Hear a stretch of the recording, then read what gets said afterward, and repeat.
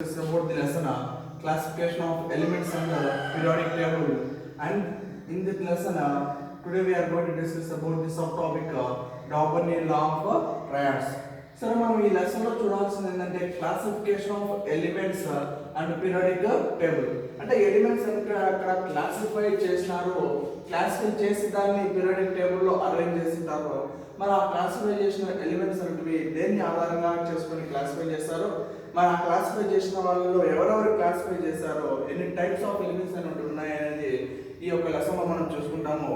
So మొట్టమొదటగా ఈ యొక్క లెసన్ లోకి వెళ్ళే ముందుగా మనం తెలియాల్సింది ఏంటంటే ఆ లెసన్ లో ఉండేటువంటి క్లాసిఫికేషన్ ఆఫ్ ఎలిమెంట్స్ ఉంది కదా, అందులో ఎలిమెంట్ అనేది మనము తెలుసుకోవాలి. ఎలిమెంట్ అనే దాని గురించి మనం తెలుసుకొని so next part of lesson లోకి మనం పోవచ్చు. సో ఎలిమెంట్ అనేది దాని యొక్క డెఫినేషన్ కానీ ఎలిమెంట్ గురించి కానీ చెప్పింది ఎవరంటే రాబర్ట్ బాయిలే. రాబర్ట్ బాయిలే అనే అతను 1661లో రాబర్ట్ బాయిలే అనే అతను 1661లో ఎలిమెంట్ గురించి ఒక డెఫినేషన్ ఇచ్చినాడు. ఏమిటి అంటే ఎలిమెంట్ అనేది ఒక పదార్థం తీసుకుంటే ఆ పదార్థాన్ని మనం ఇంకా చిన్న పదార్థాలుగా విడగొట్టలేము by means of physical process and chemical techniques అయినాడు. So element is a substance which cannot be decomposed or divided into smaller particles either by means of physical process or chemical process. అంటే element అనేది ఒక పదార్థంగా తీసుకుంటే అదే చిన్న పదార్థం దాన్ని ఇంకా చిన్న పదార్థాలుగా ఫిజికల్ టెక్నిక్స్ ద్వారా కానీ కెమికల్ టెక్నిక్స్ ద్వారా కానీ మనము సపరేట్ చేయలేమని చెప్పేసి రాబర్ట్ బాయిలే అనే అతను 1661లో మనకు తెలియజేశాడు అని చెప్పుకోవచ్చు. మరి 1661లో ఇతను ఎలిమెంట్ గురించి డెఫినేషన్ ఇచ్చే సమయానికి అప్పటికి డిస్కవర్ అయినటువంటి ఎలిమెంట్స్ ఏంటంటే 13 ఎలిమెంట్స్ మాత్రమే అప్పటికి డిస్కవర్ అయినాయి అని చెప్పుకోవచ్చు. 1661 అనే టైంకి ఎలిమెంట్ యొక్క డెఫినేషన్ రాబర్ట్ బాయిలే ఫార్ములేట్ చేసినప్పటికీ అప్పటికి కనుక్కున్నటువంటి ఎలిమెంట్స్ ఏంటంటే ఓన్లీ 13 ఎలిమెంట్స్ అనేవి కనుక్కున్నారు. ఆ తర్వాత end of 18th by the end of 18th century, అంటే 18th century యొక్క చివరిలో అప్పుడు ఎవరి టైం అంటే లావైజర్ యొక్క టైం. ఆ లావైజర్ యొక్క టైంకి ఇంకొక 11 ఎలిమెంట్స్ అనేవి డిస్కవర్ చేశారు. By the end of 18th century at the time of Lavoisier ఇంకొక 11 ఎలిమెంట్స్ డిస్కవర్డ్ అని చెప్పుకోవచ్చు.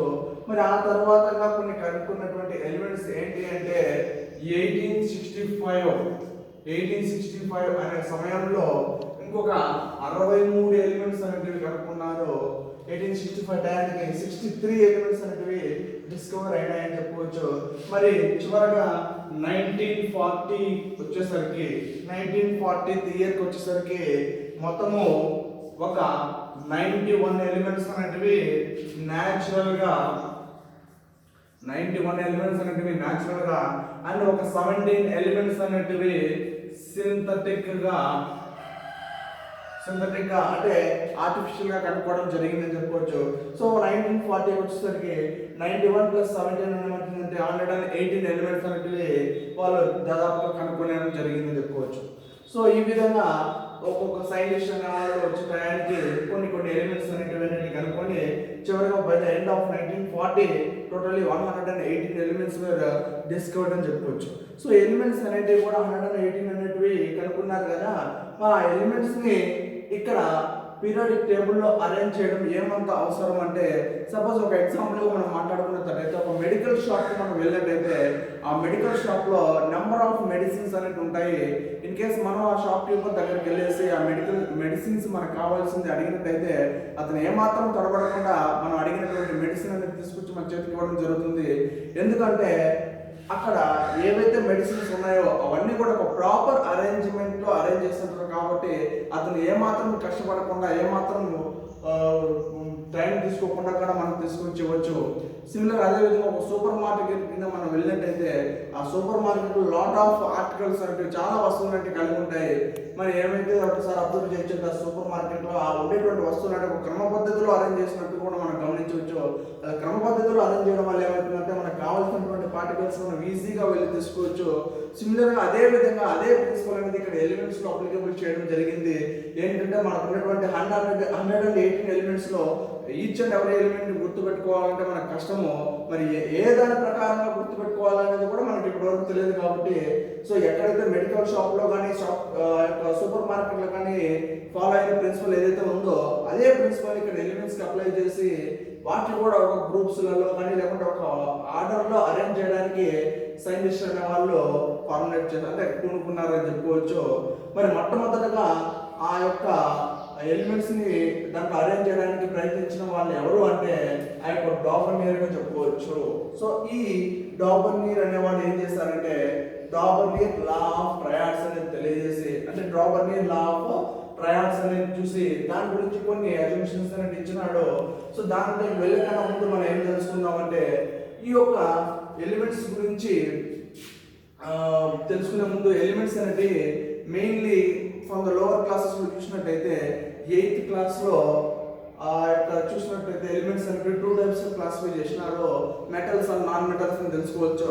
బట్ ఆ యొక్క నాలెడ్జ్ అనేది ఈ ఎలిమెంట్స్ ని క్లాసిఫై చేసుకోవడానికి కుదరదు. కాబట్టి ఇంకా మనము ఈ సైన్స్ చెప్పిన దాని గురించి వెళ్దాము. ఆ వెళ్ళే దాని గురించి ఒక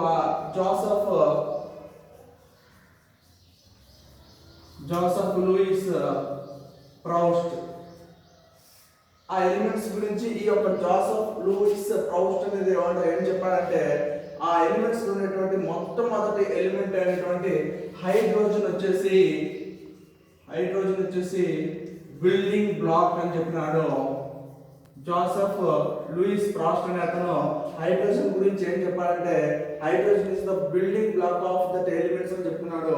ఎందుకు అంటే ఈ యొక్క హైడ్రోజన్ నుంచి మనం చూసుకుంటా పోయినట్టయితే 118 ఎలిమెంట్స్ లో హైడ్రోజన్ అనేది starting element which contains 1 electron. అక్కడి నుంచి వేరే ఎలిమెంట్ కి పోయే కొద్ది సింపుల్ గా ఒక హైడ్రోజన్ యాడ్ అవుతా వస్తుంది అని చెప్పుకున్నాడు. సో అందువల్ల hydrogen is the building block అని చెప్పినాడు. సో తర్వాత మనం డాబర్నియర్ లా ఆఫ్ ట్రయాడ్స్ వచ్చినట్టయితే ఈ డాబర్నియర్ లా ఆఫ్ ట్రయాడ్స్ లో ఎవరు చెప్పారు దీని గురించి అంటే జోహాన్ వోల్ఫ్గాంగ్ డాబర్నియర్ అన్నాను 1829 లో ఈ డాబర్నియర్ లా ఆఫ్ ట్రయాడ్స్ అనేది మనం చెప్పడం జరిగిందని చెప్పుకోవచ్చు. మరి డాబర్నియర్ లా ఆఫ్ ట్రయాడ్స్ అనేది ఏం తెలియజేస్తుందంటే ఒక గ్రూప్ ఆఫ్ ఎలిమెంట్స్ ఉంటాయి. ఆ గ్రూప్ ఆఫ్ ఎలిమెంట్స్ లో ఎన్ని ఎలిమెంట్స్ ఉంటాయంటే 3 ఎలిమెంట్స్.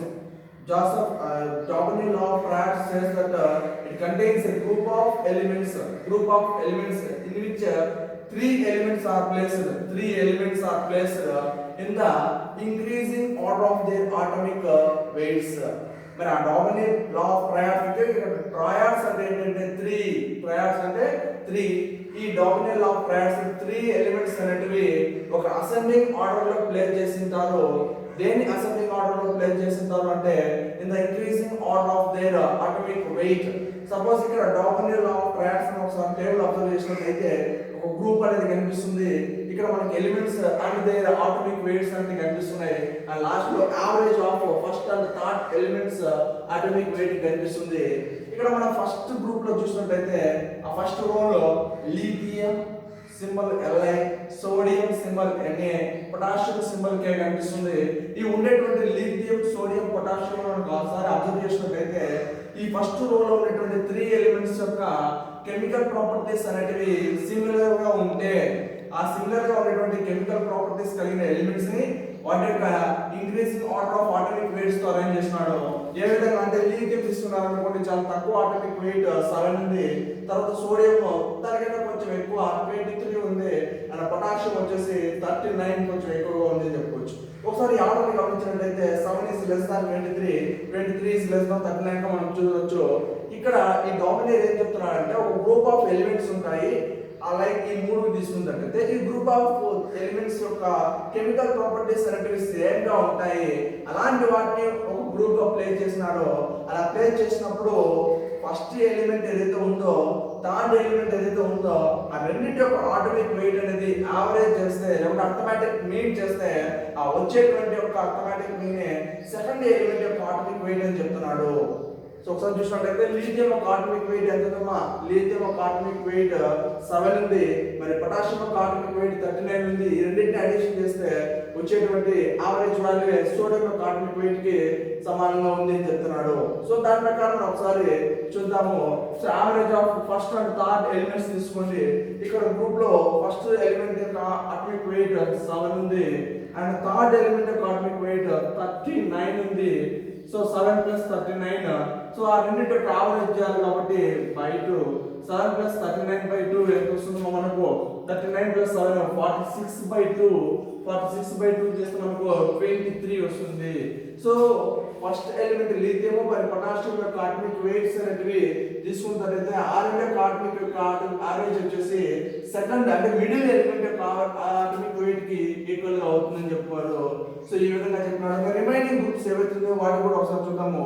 మరి సెకండ్ గ్రూప్ తీసుకున్నట్లయితే ఆ సెకండ్ గ్రూప్ లో మొట్టమొదటిగా first element calcium and third element barium, ఈ రెండింటి యొక్క ఆటమిక్ వెయిట్ చేస్తే మిడిల్ ఎలిమెంట్ అయినటువంటి స్ట్రాన్షియం యొక్క ఆటమిక్ వెయిట్ అనేది రావాలి.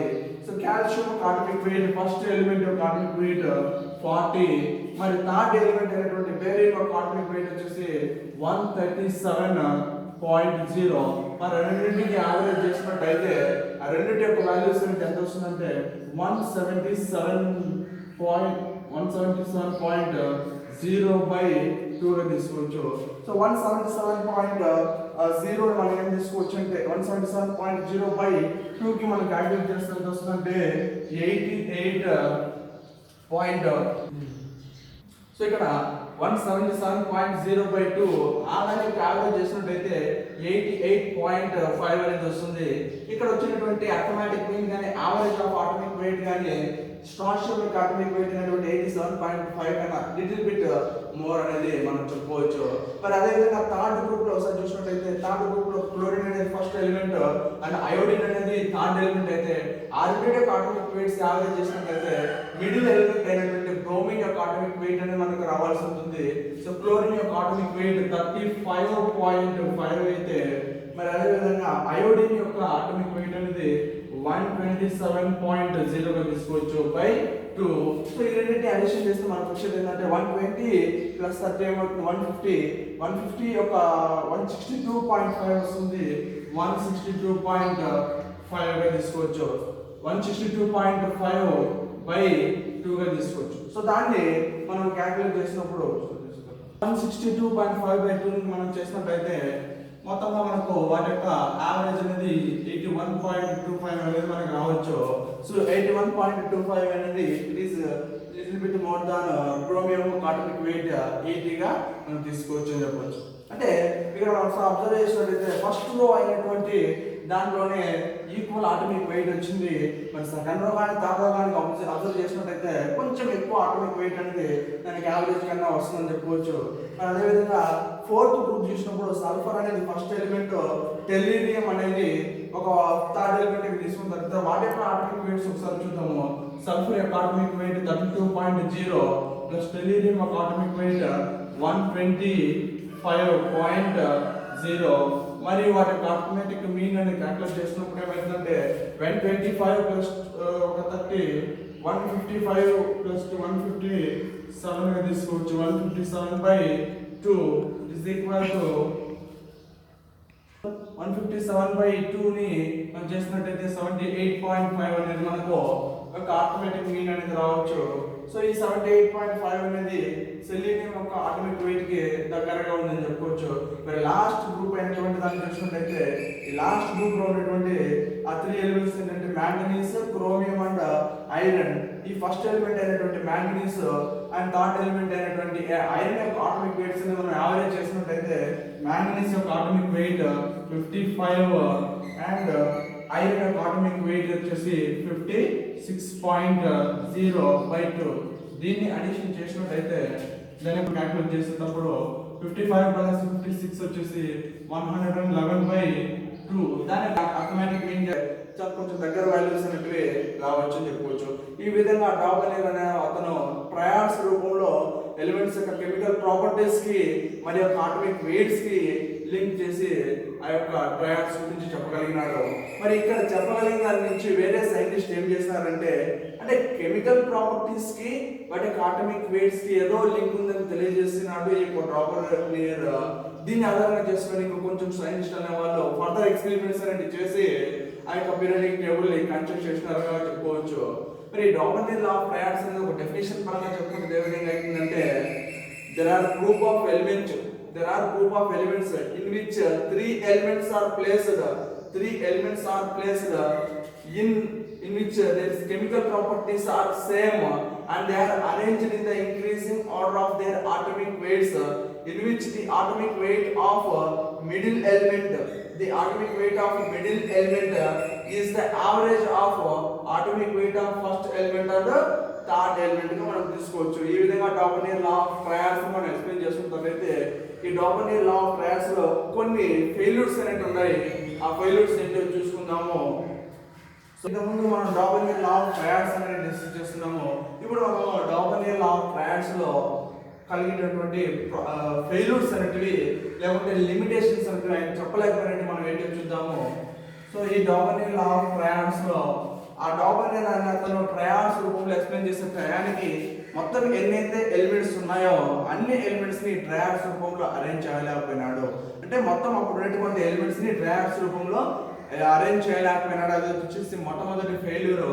అండ్ సెకండ్ ఫెయిల్యూర్ వచ్చేసి ఏం చెప్పుకోవచ్చు అంటే, ఇక్కడ ఏవైతే ఎలిమెంట్స్ అనేవి ఎక్కువ ఆటమిక్ వెయిట్ కలిగి ఉంటాయో, like fluorine and bromine, bromine అనేటువంటి ఎక్కువ ఆటమిక్ వెయిట్స్ ఉన్నటువంటి ఎలిమెంట్స్ కానీ లేకపోతే తక్కువ ఆటమిక్ వెయిట్స్ ఉన్నటువంటి ఎలిమెంట్స్ కానీ వాటి గురించి చెప్పడంలో ఈ డాబెనీర్ లా ఆఫ్ ట్రయాడ్స్ అనేది ఫెయిల్ అయింది అని చెప్పుకోవచ్చు.